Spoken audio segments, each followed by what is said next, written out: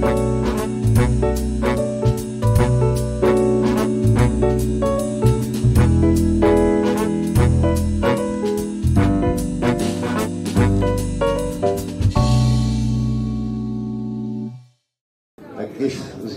dobrý den, vážení přátelé.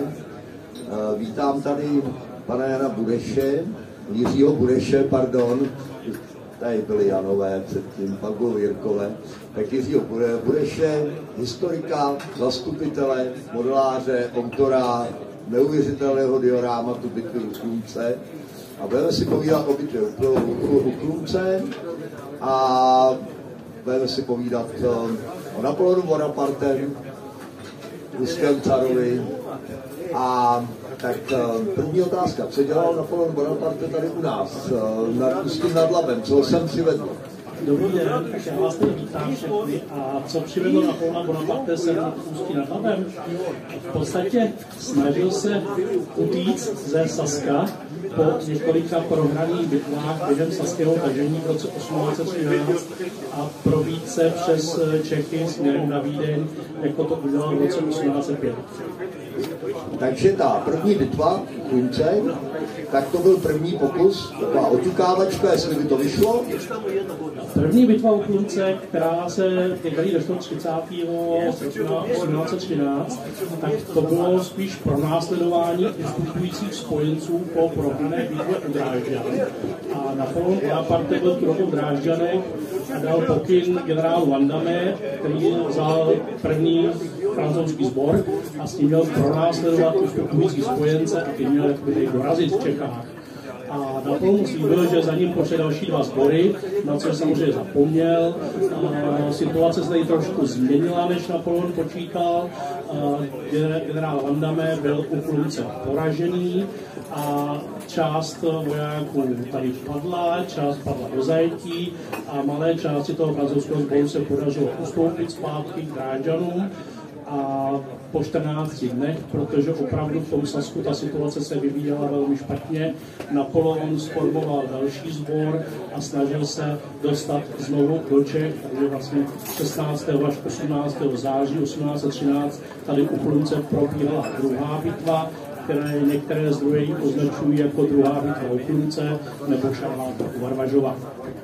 V českém historickém povědomí ta bitva příliš nerezonuje. Taková trošku, nebo dlouhou dobu se o ní nemluvilo, příliš. Byla taková trošku zapadlá.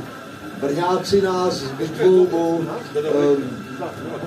bitvě u Slavkova, bitvě císařů jako velmi převálcovali. Proč to tak bylo?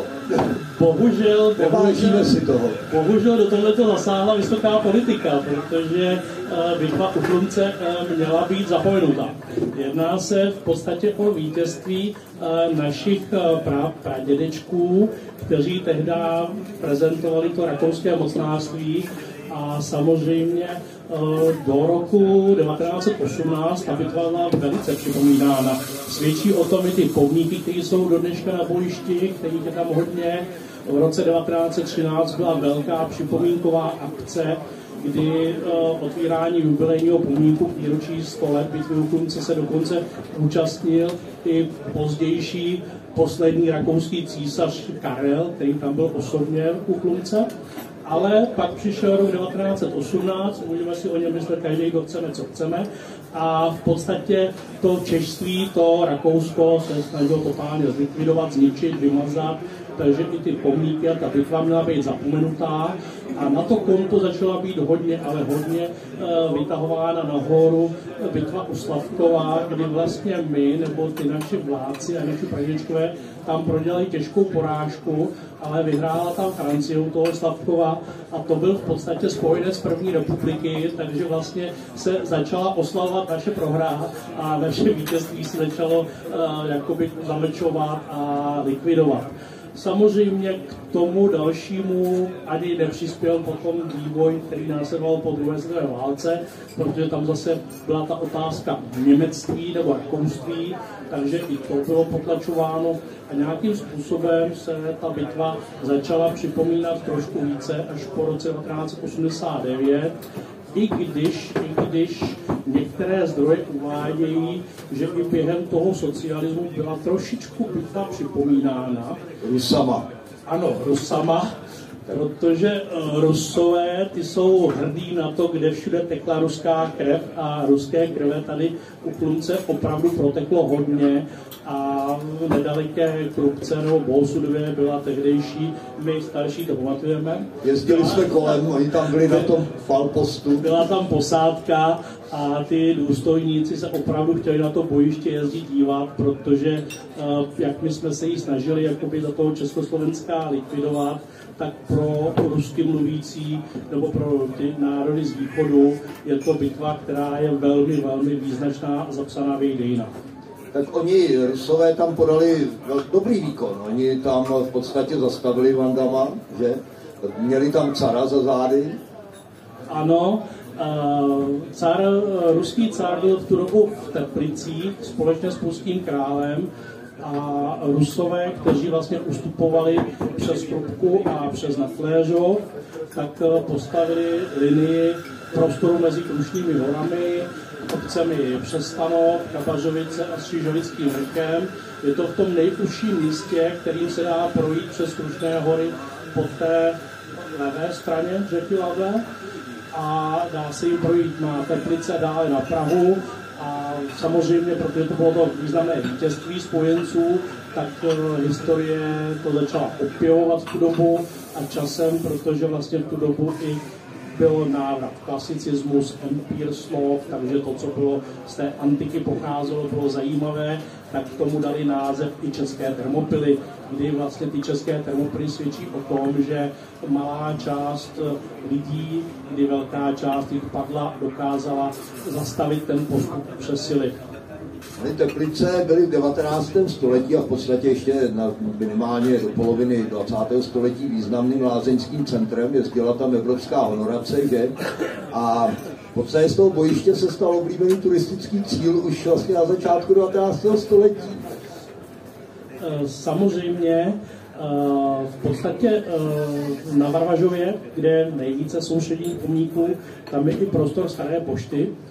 Ta pošta fungovala zhruba do roku 1850, než začala jezdit dráha Praha-Drážďany, kdy ta poštovní zásilky se přesunuly na dráhu, ale to bojiště bylo relativně blízko těm Teplicům, takže opravdu ta honorace evropská, která se jezdila léčit do Teplic, tak jezdila na výlety na to bojiště, protože bylo co ukazovat. Dokonce tam prodávali i suvenýry a ty suvenýry nebyly lecjaké. Jednalo se v tu dobu i o broušené sklo, kdy mnozí z nás asi znají ten styl Egerman, což je vlastně křišťálové bílé sklo, které je přetažené červenou barvou a to je proryté nebo probroušené, že tam vystupuje nějaký dekor. Takže se tam prodávaly i takovýhle poháry skleněný, kdy na nich byly vyrytý motivy 3 pomníků ruského, pruského a rakouského a na jedné straně bylo napsáno přímo suvenýr z bojiště u Chlumce. Mě zaujalo, že tam ti rozšířili konírnu, aby mohli přepřáhat kočáry, které tam jezdili na to bojiště. Ano, v podstatě na tom bojišti, kromě těch pomníků, je teda zachovaný jeden z nejvíce zachovaných areálů poštovních přepřáhacích stanic, které jsou na území Čech. A ta pošta byla původně malá, protože opravdu sloužila jenom k tomu připřahání koní, kdy bylo potřeba posílit ty dostavníky o ten pár koní, aby to vytáhli nahoru do Krušných hor. A pak teda kvůli těm turistům to rozšířili, aby tam mohli dělat takový ty zájezdy po okolí s kočárama. Takže, protože tomu poštmistrovi ta pošta začala utíkat, že tam už ten job z toho žádnej nebyl, takže proto se soustředil na něco jiného. Na suvenýry. Je vidět, že ten podnikatelský duch tady suvenýry a dnes bychom to řekli sightseeing, skoro český. No, pro německou vojenskou historii ta druhá bitva v Chlumce nebo Varvařova, tak to je významná záležitost, to není zapomenuté. Tam ty Němci si to váží. Je to bitva u Kulmu u nich. Oni Němci si vůbec váží toho celkového tažení v letech 1813 až 1815, protože oni to sami nazývají s tou jejich historií války za svobodu. Pod tou svobodou si každý můžeme představit, co chceme. Já tam vidím ten počátek toho sjednocení německých států a německého národa pod tou dominantní rolí Pruska, protože do té doby vlastně tam dominovalo i Sasko a Bavorsko, samozřejmě během těch napoleonských válek se ta síla Pruska nějakým způsobem oslabovala, ale díky tomu, že Prusko nikdy nebylo tak velkým spojencem Francie jako Sasko a Bavorsko, tak pak to Prusko začalo dominovat, protože vlastně Bavorsko a Sasko se dostalo na tu stranu poražený a Prusko bylo vítězící. Ten pruský pomník je ve velmi dobrém stavu. To pečuje německá vláda, nebo saská vláda, nebo do co to stará? Nebo vy? O všechny pomníky tady pečuje Česká republika, protože jsou národními kulturními památkami, jsou chráněny ty pomníky. Je velký problém na to nějakou korunu sehnat, ale nějaký ty menší pomníčky, které se po okolí postupně obnovují, tak tam se o to stará obec Delenice za různých přispění různých aktivit. Takže vy. Někdy. Já se vrátím k generálu Vandamovi. To si myslím, že je velmi zajímavá postava napoleonských válek a jaký byl jeho vztah, nebo vztah Napoleona Bonaparta k generálu Vandamovi? Generál Vandamme byl taková neřízená střela. On byl opravdu divoký, něco podobného jako maršál Murat, který byl taky divoký. A v podstatě po bitvě u Slavkova Napoleon prohlásil, že kdyby měl dva Vandamme, tak by musel jednoho zastřelit, protože oba dva by nezvládl.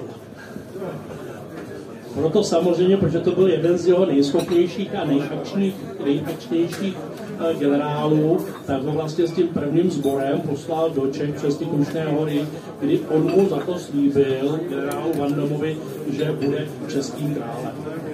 Protože Napoleon vůbec měl rád to, že tu Evropu přerozděloval oproti těm stávajícím starým státům. Právě, jak jsem zmínil, Sasko a Bavorsko, to císaři Napoleonovi vděčilo za to, že se stalo královstvími, protože do toho roku 1806, kdy vlastně došlo k rozbití svaté říše římské a vzniku Línského spolku, tak bylo královstvím z těch německy mluvících zemí pouze Prusko a Bavorsko a Sasko bylo podopěství, takže on je povýšil na království, takže i stoupili v té hierarchii evropské. Ale generál Vandam se českým králem nestal, stal se ruským zajatcem. Skončil na Sibiři. Ale nebyl tam dlouho. Ne, v roce 1814 byl zpátky ve Francii. Bohužel se stalo to, že když Napoleon utekl z Elby, tak opět vstoupil jako jeho věrný generál do jeho služeb, za což potom byl vlastně po bitvě u Waterloo poslán do vyhnanství do Ameriky. A byl u Waterloo? Ne. Nevíte. A v Americe strávil nějaký čas, vrátil se asi po 5 letech, takže, ale byl za něco souzen. Generál Vandamme byl dokonce souzen za to, že prohrál bitvu u Chlumce, protože oni mu to kladli za vinu. Tam se stalo totiž to, že on dostal písemný rozkaz od Napoleona Bonaparta, že má prostě pronásledovat ty ustupující spojence a Napoleon mu slíbil, že za ním pošle další 2 sbory. Abyste si představili, co to bylo ty sbory, tak ten jeden sbor čítal 30 000 lidí. Takže on mu dal 30 000 vojáků s tím, že za ním pošlo další 60 000. Tady u Chlumce v první části bitvy se ten 30 000 vojáků postavilo 15 000 Rusů a během toho prvního dne krváce. Samozřejmě, jakmile Napoleon dostal informace, že bitva u Chlumce je ztracená, tak nechal otevřít jeho nějaký osobní dokumenty a tyhle ty rozkazy spálit a zničit, protože Napoleon taky, jako spousta jiných vůdců, přepisoval dějiny, dělali podle toho, jak mu to vycházelo. A takže takto to vlastně nemyslel, myslel to úplně jinak. a tyhle rozkazy nechal zničit a generála Vandama potom soudili ve Francii za to, že neuzavřel horské průsmyky a přes ty horské průsmyky mu pak pruská armáda vpadla do zad druhého dne bitvy. Samozřejmě on se hájil tím, že průsmyky neuzavřel, protože dostal rozkaz, že má postupovat a že za ním jdou další dva sbory. Ale nikdo mu nevěřil. Jenže mezi tím, nebo předtím, než ho pustili z toho zajetí, tak soudili jiného generála, který byl z jeho štábu a ten vypovídal úplně stejně. No a oni tehdy neměli ty vymožnosti, jako máme my, aby se byli schopni domluvit. Takže když už tam u soudu byl ten zápis, že ten generál řekl, ano, generál Vandame nám četl rozkaz Napoleona, kde je napsáno, postupujte do Čech směrem na Prahu, posílám vám další vojáky a najednou i generál Vandame takhle vypovídal, tak ho pak osvobodili. Takže v zásadě šťastný konec pro generála Vandama. Ani to neměli u Teplic daleko, Francouzi. 15 kilometrů. Sám se to viděl, že to no právě. V podstatě, když se vrátíme k těm Teplicům, tak na úpatí hory Doubravka tam byla pozorovatelna ruského cara a pruského krále. Oni tu bitvu sledovali, ta linie byla, jak jsem říkal, v Přestanově. Já si myslím, že to je možná i méně jak 15 km, jestli bude nějakých 5-6 možná do toho Přestanova. Takže opravdu kousek a to ohrožení těch panovníků evropských bylo veliké. V podstatě prokázali jistou statečnost. No, ono se v tom 19. století totiž bojovalo úplně jinak jak dnes. Ono vlastně i v tom 19. století ti generálové šli v čele svých vojsk. Samozřejmě, jak jsme se bavili o carovi, o králi, tak toho Přestanova generál Vandame měl tu pozorovatelnu na Krce nad Kluncem a v místě srážky u Přestanova, tam když došlo k srážce prvních Francouzů, kteří postupovali na pruskou obranou linii, tak tam dokonce padl princ Royce, což byl velitel francouzské části v jedné divize a on začal toho vojska, protože prostě útočili na ty postupující Rusy. Samozřejmě těžké zranění, tam se stalo i Ostermanu Prostojovi, který vlastně velel první gardové divizi, což byla ta nejelitnější část carské ochránky a jemu tam dělová koule utrhla ruku, kdy on zase byl v čele vojska, pozoroval to, koule mu utrhla ruku, ještě na bojišti ho operovali, ruku mu amputovali a jeho tam nahradil generál Jarmolov. Tak ono obecně, řekl bych, že nasazení gardy takhle v přímém boji nebylo úplně obvyklý v té době, nebo jo? To bylo velkou výjimkou. Garda se nikdy nenasazovala.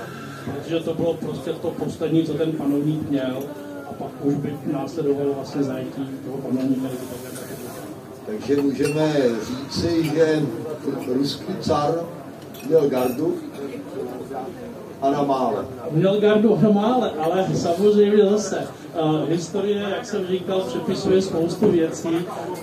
Píše se, že tam vlastně během toho prvního dne padlo zhruba 9 000 Rusů a ta garda čítala cirka 5 000 lidí. Jo? Takže když vemu ty 4 000 další, tak to byly ty prostí vojáci z řadových pluků, kteří vlastně to odnesli úplně nejvíce.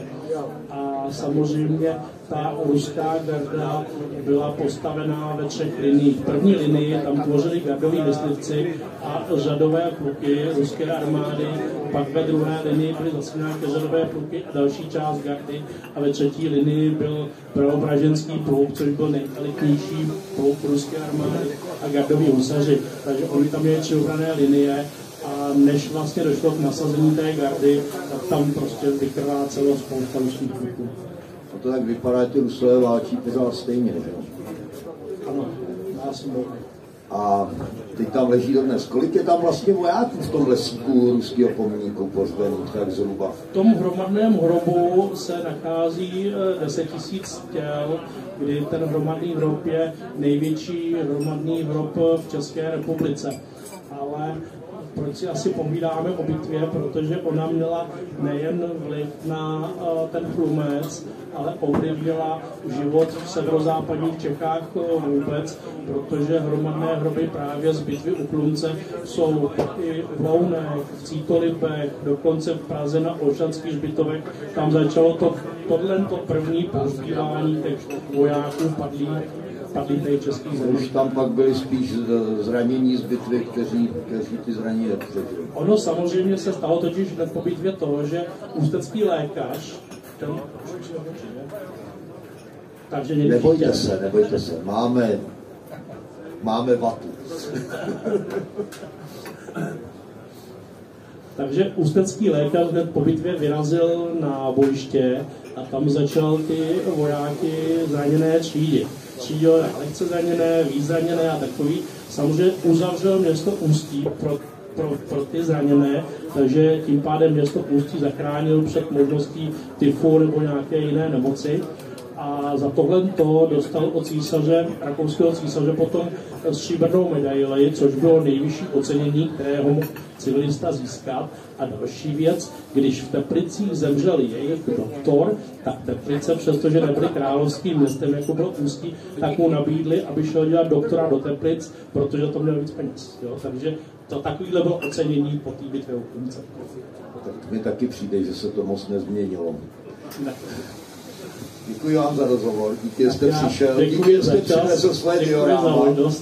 A pokud chcete vidět dioráma pana Bureše, tak je v hale D, stojí to za vidění a opravdu jsou tam budovy, které stojí dodnes na tom diorámatu, ale i na tom bojišti. bojišti. Takže pokud byste měli nějaký dotazy, určitě že tam u toho diorámatu najdete a rád vám k tomu řeknu něco více.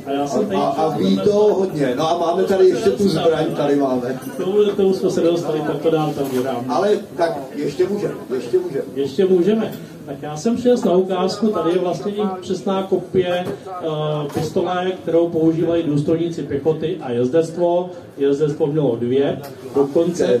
Který armády? Tohle to je rakouský vzor 1798. A tady jsou nějaký nálezy z bojiště, kdy nejzajímavější je tady ten knoflík. Potom, protože my jsme začali Napoleonem, tak Napoleonem skončíme. Oni se vedli dlouhodobě spory o tom, jestli ten Napoleon v Čechách byl vůbec nebo nebyl, jestli velel nebo nevelel. Kronika Petrovická píše, že spal v Petrovicích na faře, ale do Nakléřova je to přeci jen kousek cesty z těch Petrovic. A stejně jako přede mnou byla letecká archeologie, tak se i detektoráři věnují tomu staršímu období a u bývalého nakléřovského kostela našli spoustu knoflíků takzvané císařské gardy. Císařská garda, jako měl cár svoji gardu, tak Napoleon Bonaparte měl také svoji gardu, takže to byla osobní stráž císaře Napoleona. A jestliže se našli knoflíky císařské gardy v prostoru Nakléřova, tak tam ten Napoleon musel být také. Protože neexistovalo, aby prostě tam šla jen tak ochránka bez nějaký jeho vůle. Takže to je asi všechno konečně. Děkuju. Já taky. Díky za rozhovor.